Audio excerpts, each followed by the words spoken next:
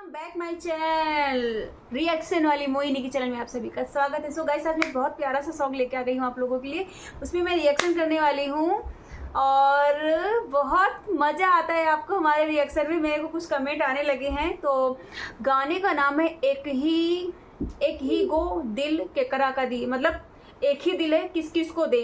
तो सच बात है, एक दिल तो एक ही होता है, दे किस किस को, बट अपनी भी चॉइस होती है। दिल तो उसी के पास जाएगा जिसको दिमाग में है। तो बट हाँ, यही है केकरा का दी। और ये केसरी जी का सॉन्ग है, केसरी भैया ने ये गाना गाया है, तो बहुत ही प्यारा है। तो ज़्यादा टाइम नहीं वेस्ट करते, चलिए स्टार्ट करते हैं। एक ही को दिल केकरा को दी, आए केकरा को दी,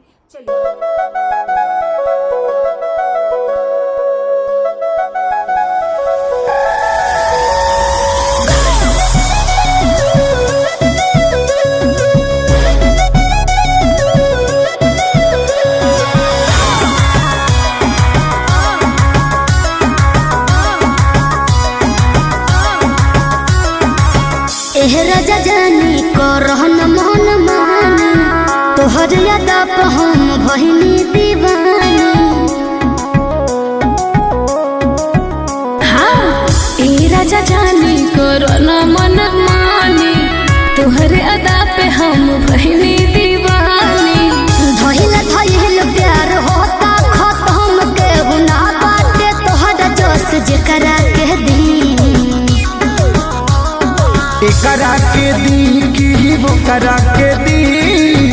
एक ही गो दिल पर एकरा के दी, एकरा के दी की वो करा के दी। एक ही गो दिल पर एकरा के दी।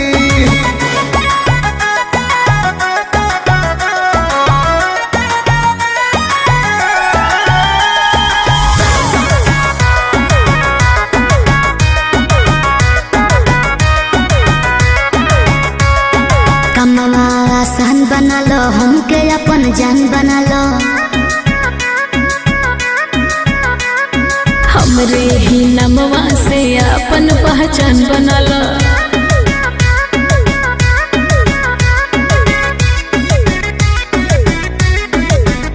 अरे नाता दा फेरा में फंसबला, चाहे केतनो हंसई बुलो हंसबना। तोहरा अलावा कुछ ना हमें नजर, अब तू ही बताव हम केकरा के दी। एकरा के दी की वो करा के दी। एक ही गो दिल पर एकरा के दी, एकरा के दी की वो करा के दी। एक ही गो दिल पर एकरा के दी।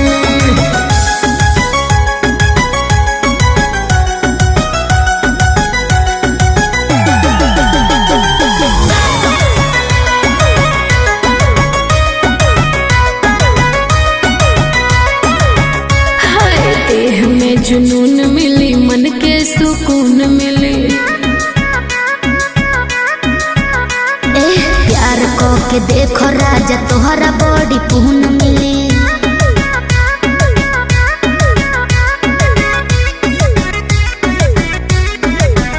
हम जाना तानी दिलवा लाचार हो जाई, एह चौपर में जिंदगी बेकार हो जाई।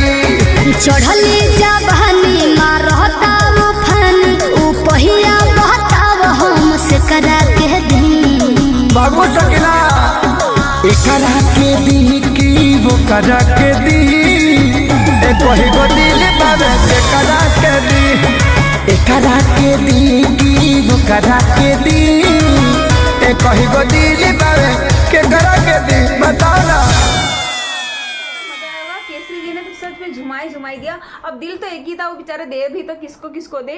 तो भाई मेरे को तो बड़ी मजा आई। भैया थैंक यू इतना प्यारा गाना देने के लिए। पब्लिक को बड़ी मजा आई, बड़ा अच्छा लगा, मन भी और दिल भी झूम गया। तो बस ऐसा लग रहा था कि अभी मैं इसको ना बंद करने के बाद एक बार फुल बस्ती में डांस करने वाली हूँ। बड़ा मजा आया मुझे, क्योंकि बहुत अच्छा लगा।